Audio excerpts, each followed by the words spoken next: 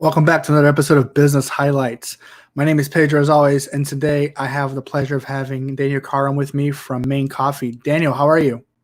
Good. How are you doing today? Doing good. Thank you for taking some time out of your day and just chatting with us a little bit about business, a little bit about coffee. Really appreciate it. Of course, it's my pleasure. So let's just jump right in. Introduce yourself to everybody. For those that don't know you, how long have you been, doing Maine Coffee, and tell us a little bit about yourself. For sure. Well, my name's Daniel Karram, or Dan. Maine has been open now for about a year and a half, but that was definitely something that I've been working on for probably around 4 to 5 years. I'm a graduate of FAU right around the corner, and I always wanted to open something up in the area. So that was naturally the way that I decided to end up going. But yeah. Where did the idea for Maine come from? So you're saying that you've always wanted to open something in the area. Was coffee always the idea? Did you have an idea for something else beforehand? Like, how did that come about?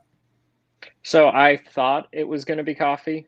I have family in the industry in Vancouver, Canada, who owns a cafe, and going to visit them, it was always really awesome seeing that and seeing their involvement with that and how that moves along. So I always thought it was something I wanted to do, but one of the better pieces of advice that I received from a couple different people was, if you think you want to do it, go work somewhere. Year, 2 year, whatever. And at the time, there were no coffee shops in the area. So I was working at a little tea store in the Wyndham Hotel, actually. So I did that for about a year and a half. And then a couple of years ago, someone connected me with the owners of the Seed in Boca Raton. Yeah. And they were hiring a staff, and they ended up bringing me on. And I had a coffee director position there for a couple of years. And all the while I was in college studying entrepreneurial business and just trying to figure out, all right, I think I want to do this, but what is the daily life like? Do I enjoy it? Is it something I could see myself doing for a while? But yeah, that's kind of the beginning of it for the most part. That's where the idea was hatched. It goes back a couple different ways too. When I was 13, my brother gave me like an AeroPress to brew coffee, and so that kind of threw me down a rabbit hole and kind of grew the passion. And so started making Cobras after that, and just went on from yeah there. Yeah. So you mentioned you were working as a director of coffee. Was that what you said? I didn't catch that. Yeah. So what does that even mean? So essentially all that means is I was working with the ordering, making sure we're getting the quantities right, working with the quality of the product and the quality assurance with the staff, and doing training. And ultimately the day-to-day life was mostly just typical barista stuff, making drinks, serving people, but there's a couple different aspects like that to it.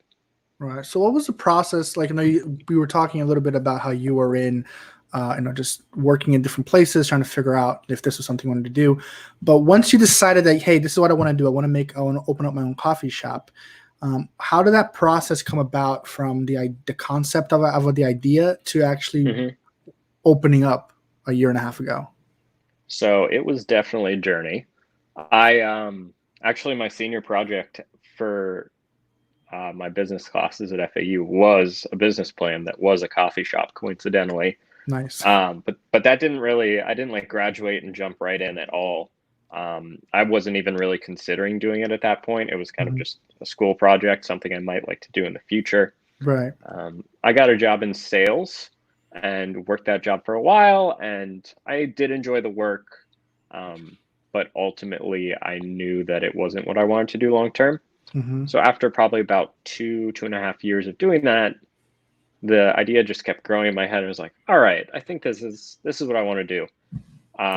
So I talked it over with family, and they were like, well, if you're serious about it, we can work through it and talk through some different concepts and stuff like that. And at the same time, I started looking at different locations, which that was a whole beast in and of itself.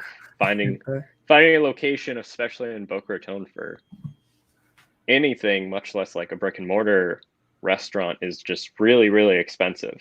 Yeah. So I knew that I wanted a space that was like big and had space for people to sit in.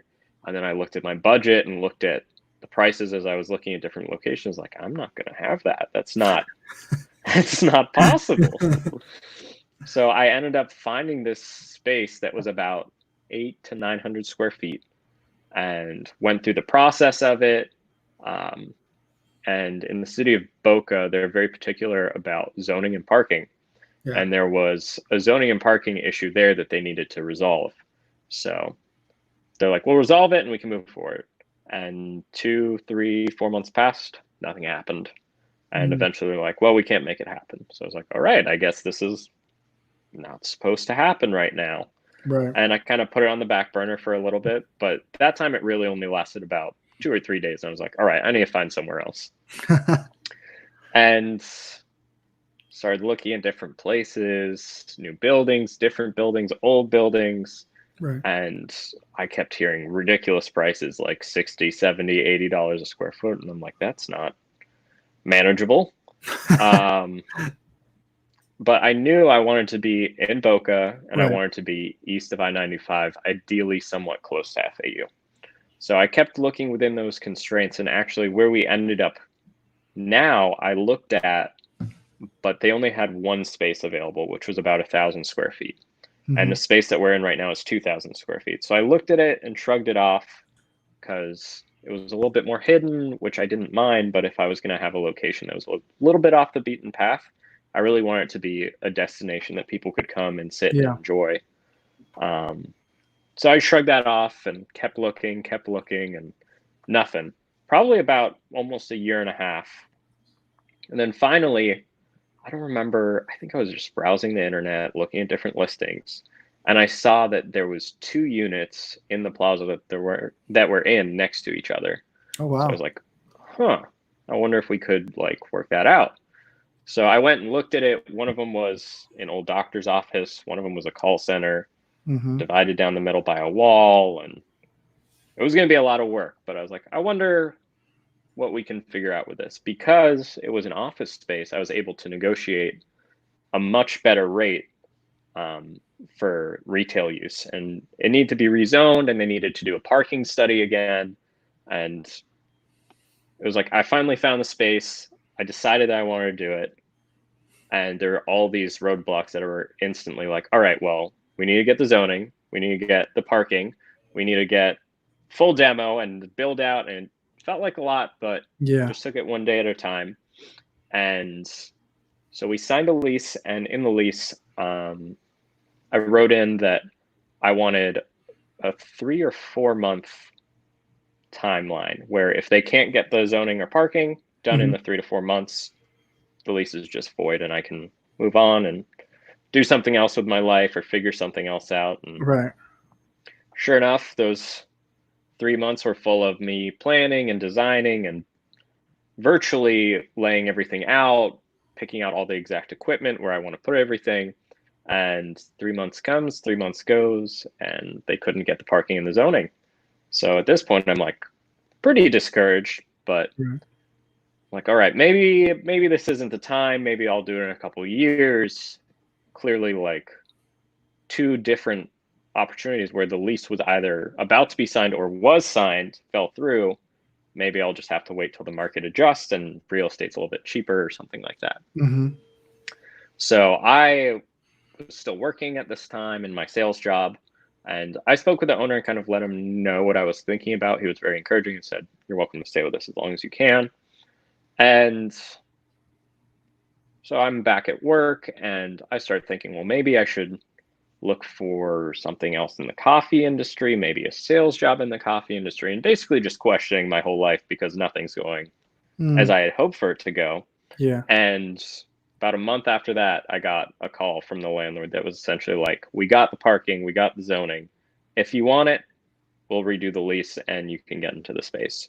So Nice. then it was just full speed ahead from there. I believe that was April of 2018. So we had to go in and demo the whole location, and my dad's a general contractor, so he was able to help me out with a lot of stuff. But everything I could physically do, or me and my friends could physically do, we were in there. So we were in there with sledgehammers and axes, knocking down walls and pulling down the ceiling and Yeah. chipping up tile, pulling up carpet, grinding the floors, like grinding the concrete floors. Like we finished the floors ourselves. So it was a big undertaking, and I was working my sales job, and I would leave my sales job and go to Maine after, chip up some Yeah. tile, get all gross, go home, shower, wake up, do it Do the again the next same. day. Wow. So Um, it's really like your baby. Like you did everything the way that people are like the way I've been doing the show for a while, and everyone talks about the same thing. And if you want to do something, you're going to do it in the time that you're quote unquote off of work. And so that's what you were kind of doing. You were working a regular job, coming out, getting your hands dirty, and repeating every day. And you got mhm, to get to where you are today. So what makes so let's say this. So once you've opened up the shop, and the shop's like I've been there a few times, it's a really great mhm. shop. I love it. Thank But you. what makes it different from and it sets apart from your competition? Okay. So we do a couple things differently. And from working in the industry, I noticed things that I really liked, things that I Hmm. didn't like, things that certain shops do well, things that certain shops don't do well. And even when I was traveling, I loved to travel, at least before this. Now I'm pretty landlocked. Um, that would be one of the first things that I would do is look at the city, see what cafes they have, make a list of where I want to go. And when I go, I would try and enjoy the food, take notes on the coffee, see how they're preparing things. Did I have the same stuff in this cafe as the cafe down the street? Is the coffee the same? Is the food by the same bakery? How does it work? And I determined that I wanted to do two things that really weren't being done in the area at the time. And that was one, be a multi roaster. So instead of roasting our own coffee or working directly with one roaster, I wanted to bring in coffee from, at the time, three different roasters. So all over the US, bringing in the best coffee that we can. And I also want to do all the baked goods in house. And I had this idea. Um, there's this bakery in San Francisco called The Mill. If you're ever there, it's fantastic. But they do toast, and it's just next level. I was like, I want to do something like that here. So toast kind of was fun too, because when I was younger, it was actually, I used to make bread very similar to the bread that we have at Maine and actually sell it around the neighborhood. And that was how like 13-year-old Daniel used to make some extra money. Wow. So it kind of came full circle. Full circle. Yeah. But the bread, the toast, the baked goods in house, the multi roaster specialty coffee, and just a very, very strong emphasis on community, the staff, and service. Um, because in my travel, I've been to a couple cafes that might be regarded as best in the world or best in the US or whatever it may be. And there were so many times where I got my stuff and it was so delicious, but the interactions with the staff may have left a sour taste in your mouth. And it doesn't Mm, matter how good the food might taste if you're tasting it through the lens of having a distorted experience. right. Um, I really wanted Maine to be almost like a living room, where I'm inviting basically anyone in to come in, hang out, get some really good food, like be safe, be comfortable, and get work done if you need to, spend time with loved ones if you need to, and head out and come back the next day or the day after or next week and whatever works for you. Wow. That's awesome. What has been what has one been one of the most rewarding parts of owning a coffee shop so far? Not like what's the most exciting, just maybe like Yeah. an interaction you've had or anything like that that's been the most rewarding so far. I would definitely say working with the staff that we have. The staff at Maine is awesome. It's not just coworkers. I really consider all of these people like close friends. And some of them I knew before Maine, and some of them I had no idea about before Maine. And Mhm. it's such a blessing to get to work with these people day in and day out. And it makes going to work that much more exciting. Yeah. Um, the $1,000,000 question everyone always asks in conversations. Anywhere you go, is tea as strong as coffee? Why or why not?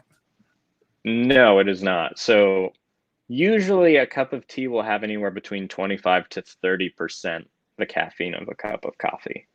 And but people also have a very misconceived notion of caffeine gives you energy, but there's also other things like a matcha green tea really boosts your focus, but it Mm-hmm. won't give you the caffeine content that a cup of coffee has. Oh, So a staff favorite at the cafe is actually we take a shot of the matcha that we'll make, which is green tea powder and hot water, and we'll mix it with our homemade honey ginger mint lemonade, and it's really nice and refreshing, and there's definitely a limit of how much coffee you can drink. So that's a good that's a good segue if you're 3 coffees deep and you want something to help you focus, but you just don't want to get any more dehydrated or caffeine in your system. and then you get this green tea. What's it called again? Matcha. Matcha green tea. Again, guys, I'm talking to Dan from Maine Coffee here in Boca. Their address is 500 Northeast Spanish River Boulevard, Suite 7. If you guys are interested in coming down and getting some coffee. If you also want to reach out to him, Dan specifically, for maybe telling him that no, coffee does not have, tea is better than coffee, whatever it is, his email is dan@maine.coffee. And if you just want to call the store to figure out if they're open or if anything like that, their phone number is 561-245-8982. Dan, so let's switch gears a little bit. Yeah. Obviously, we're in this crazy pandemic right now that nobody ever planned, no one planned for. And I found that throughout my couple of months doing these videos, everyone has their own different thing that's happened to them with this. So what has the pandemic, how has it affected your business, and what have you guys implemented to adapt to this new normal that is life right now? For sure.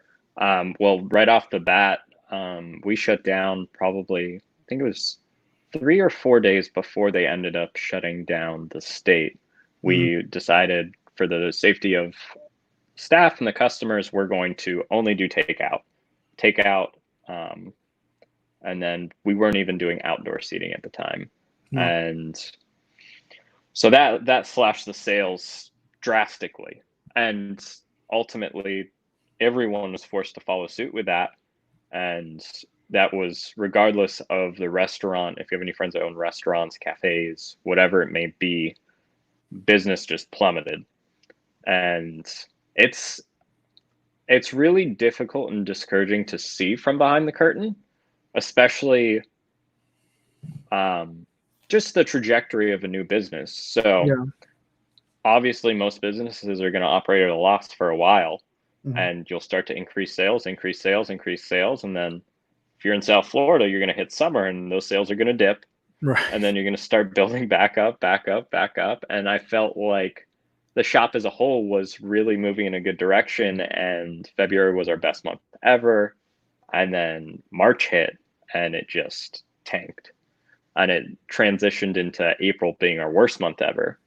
So it was definitely financially straining, but almost more mentally and physically straining, Yeah. because on top of having to worry about the pandemic and being sure you're safe and not like bring the sickness to your loved ones and stuff like that, you're also worried about your business and your staff, and are we going to be able to pay them? Are we not going to be able to pay them? Like, what is this process going to look like? Are we going to Mhm. have to fire people? Are we going to have to cut hours? So it was very stressful, and thankfully, like, the staff is super awesome, like I had mentioned before, and everybody was able to just take a cut on hours instead of having to let certain people go. So we've just been working through it. We ended up reducing our hours, so we were open 7 to 7, and now we're open 9 to 5, and we're just doing pickup and takeout only for a while. And then when they reopened dining in Florida, we did spread out dining tables, very few on the inside, and then some tables outside. And then we also started requiring masks for customers. So if you want to come in, you have to have a mask on, and we ask that you wear it when you're walking around in the common area, if you're going to the bathroom, if you're going outside. And when you're seated at your table, obviously you can enjoy your drinks with your mask off and your food. But it's definitely been very different. It's a whole new normal, and it's not just us that's affected. It's people in their normal daily lives has been uprooted, or people at different restaurants it's been uprooted. So it's a matter of coming at it from a new perspective and trying to get creative with it. Like, one of the things that I've been struggling with is trying to think, how can we grow the business in a time like this? Mm-hmm. Because you don't want to be promoting indoor seating right now. You don't want to bring like a massive crowd of people together. You don't want to be that person now. Yeah. And so we've been trying to boost our online sales. We opened up an online store through our mobile ordering. So you can actually order your coffee through our website and we'll mail it to you. And we did the curbside pickup. So you can pay completely from your phone. We'll run it out to your car. And part of it was interesting because these are things that obviously I wanted to do, but it's like you put certain things on the back burner Yeah. through your daily life when everything's normal. But when stuff hits the fan and you're like, oh, if we don't have this, no one can get anything. Yeah. It's like, all right, I guess I'm spending 15 hours over the next 2 days trying to figure this out.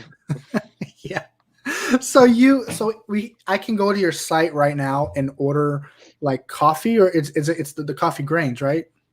So yeah, the coffee beans. So if you go to either our website, which is just main.coffee, there'll be a link to mobile ordering or delivery. Right. And if you click on that, you can order drinks, toast, food, certain bulk orders of stuff. Wow. Or if you just want to buy beans, if you want to buy a gift card, and you can place it for pickup if you're getting like food to eat now. And if you're getting beans, we can actually mail them to you. Oh, wow. So guys, right there below, right there, if you go to their site, main.coffee, you can actually, order some coffee to get home for you if you don't want to go out there and enjoy some of this coffee. So yeah.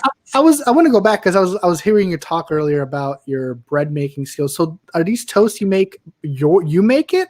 Or? Yeah, so we make the bread in house. So that was one thing, is like, I want to make everything we can make in house. We have a kitchen in the back.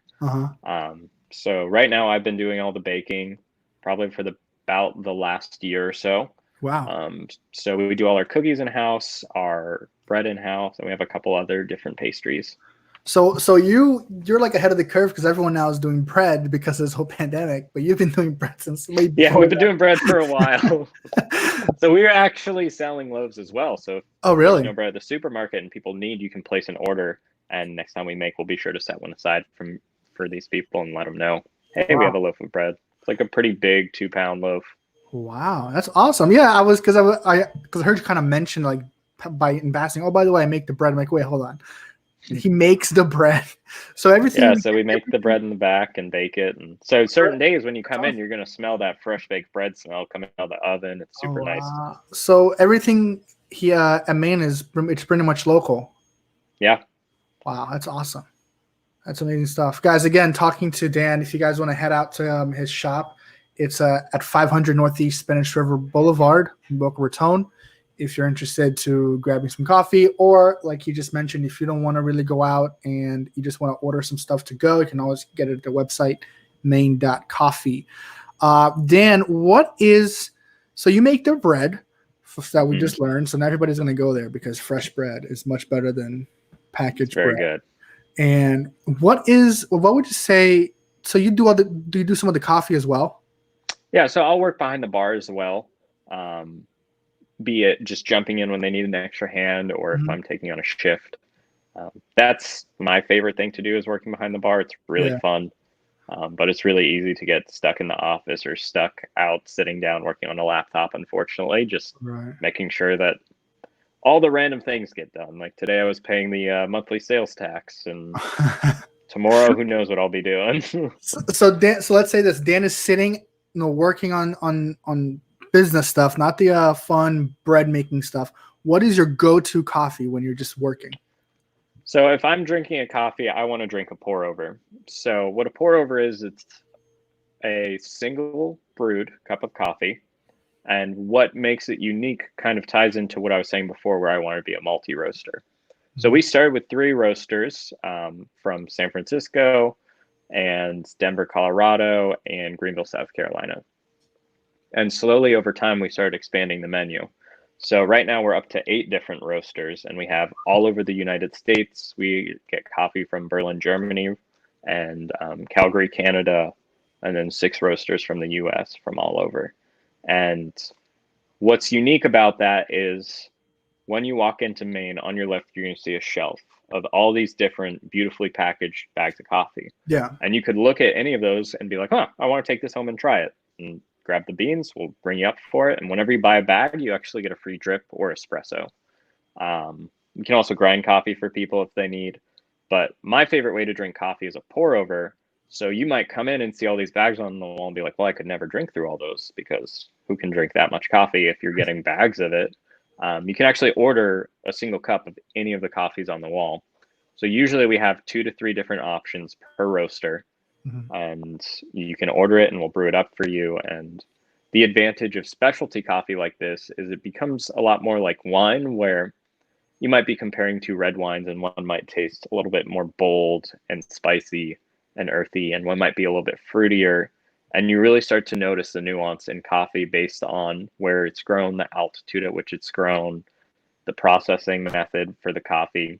So there's coffees that will taste like fruits, and there's coffees that will taste like chocolate, and just naturally due to the processing method, not with adding anything in. So on the back of our menu, you'll see the pour over menu, and it'll say Ethiopian natural coffee from Brandywine with tasting notes of blueberries, strawberries, and dark chocolate. Wow. And And it's subtle hints, but you can taste it there. And so these coffees, would you suggest drinking them black, or how do you do it? So I do, and we always encourage people, especially if they don't traditionally drink black coffee, to try it first.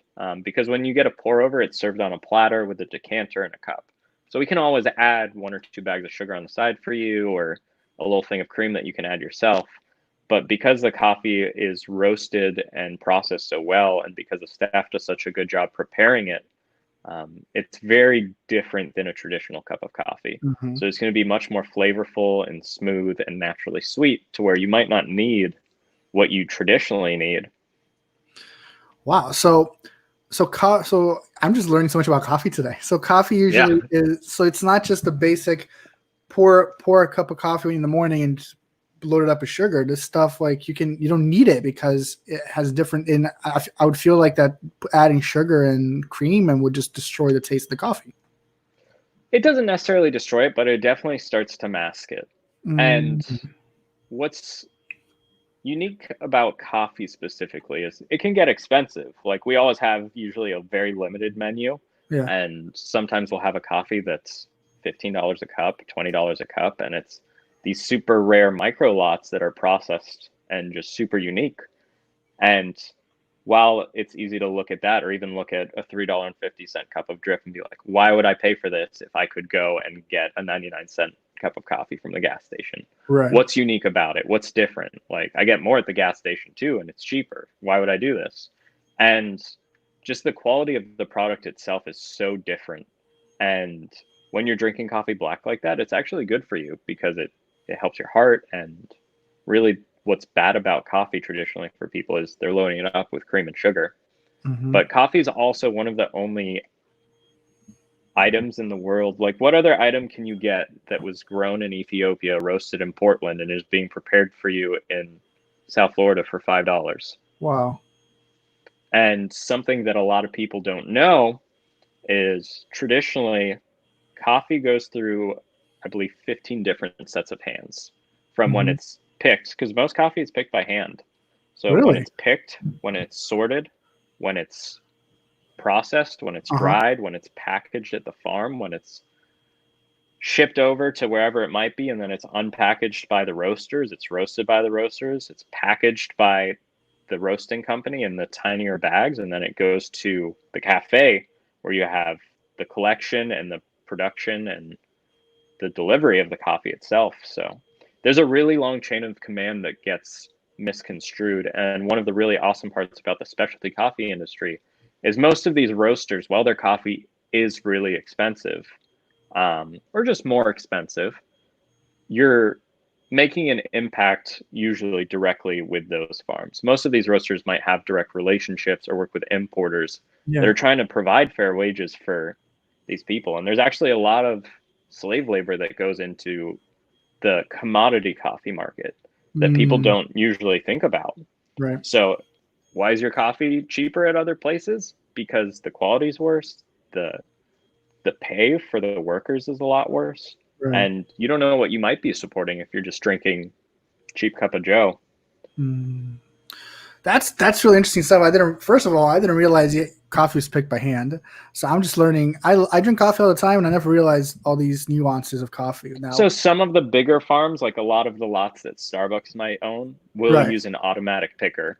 But all the coffee that we serve and most of the coffee that most smaller coffee shops and specialty shops are serving is picked by hand. That's interesting. That's yeah. And then it's also sorted. So they'll pick it by hand and then they'll sort through it. And if there's anything that looks defective or different, they'll pick it out, set it to the side so that you have a much more solid Wow. and consistent batch of coffee. And it's actually, coffee is a fruit. So the bean is actually a seed and there's a cherry around it.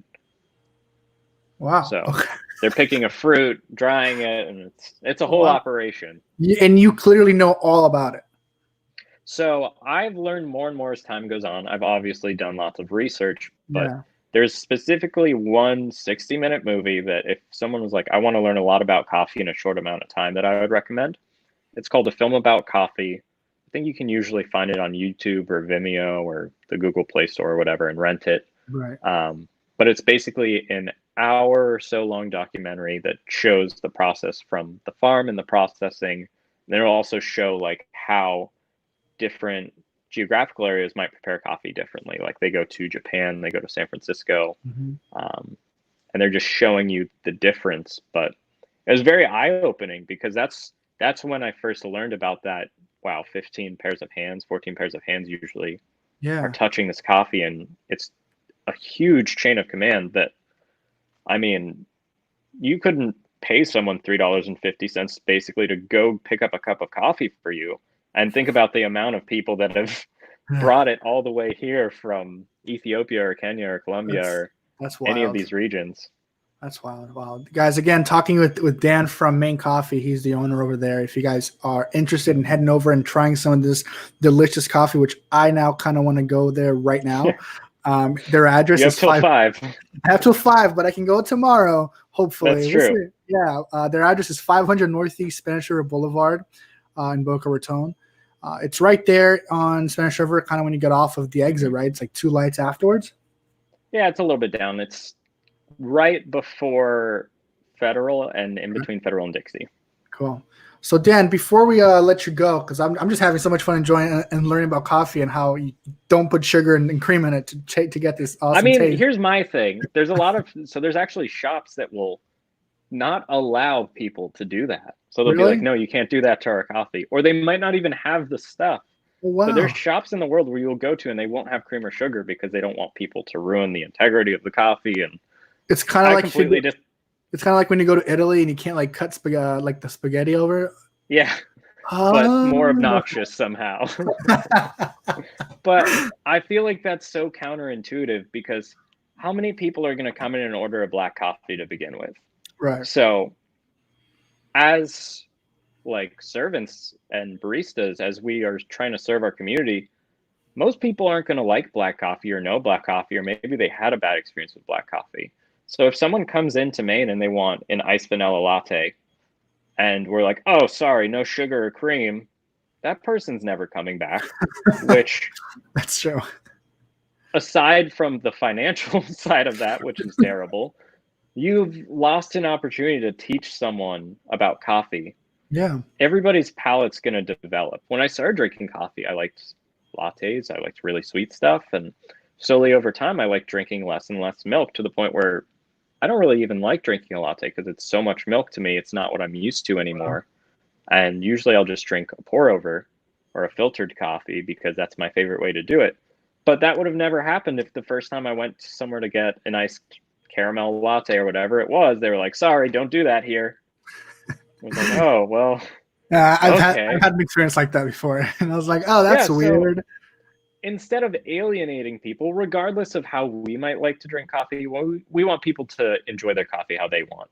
Right. And maybe after 2 or 3 or 4 visits, they might say, huh, this is really good. What else do you have that might be a little bit different?